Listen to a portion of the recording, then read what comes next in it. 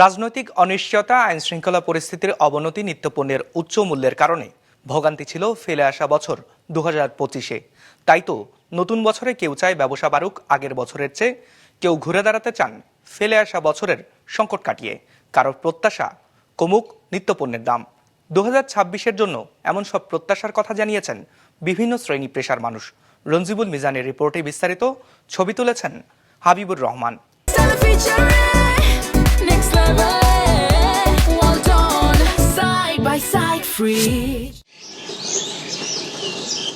নতুন বছরে নতুন সূর্য, পাখির কিচিরমিচির শব্দ আর শীতের হিমেল হাওয়া। এর মাঝেই নগরীর রাজপথে দেখা মিলল ষাটোর্ধ্ব আইসক্রিম ব্যবসায়ী আব্দুস সালাম মোল্লার। পাবনার বাসিন্দা সালাম এভাবেই নগরীর অলিগলি আর পাড়া মহল্লায় আইসক্রিম বিক্রি করেন ৪৫ বছর ধরে।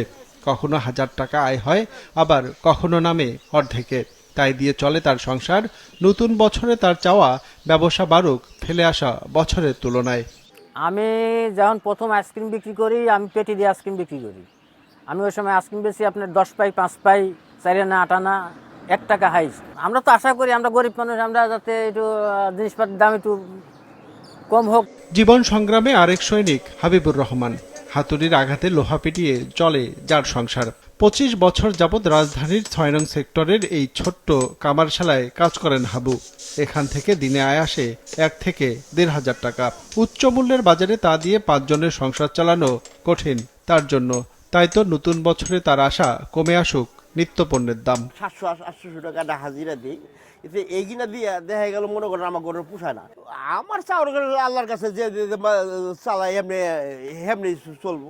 আরেক উদ্যোক্তা কামাল হোসেন, যিনি বিশ্ববিদ্যালয়ের পাট চুকিয়ে রাজধানীর মিরপুরে পাটের জুতা আর ব্যাগ তৈরির কারখানা খোলেন। অল্প কিছু টাকা আর একটি মেশিন দিয়ে যাত্রা শুরু করলেও সময় বাড়ার সাথে সাথে ব্যবসা বেড়েছে কামালের। 1 জন থেকে বেড়ে কর্মচারীর সংখ্যা দাঁড়িয়েছে 50 জনে।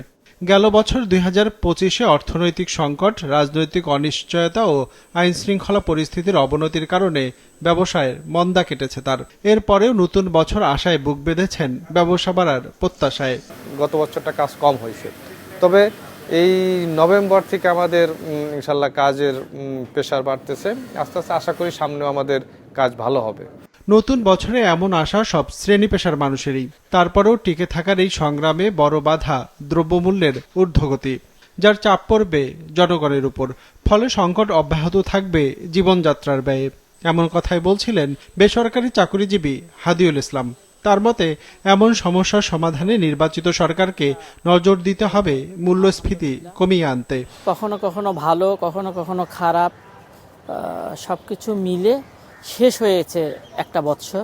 বছরের শুরুতেই নির্বাচন, একটা সরকার চাই যে সরকার আইনের শাসন প্রতিষ্ঠা করবে, জনগণের জানমালের নিরাপত্তা দিবে, জনগণের হাহাকার দূর করবে।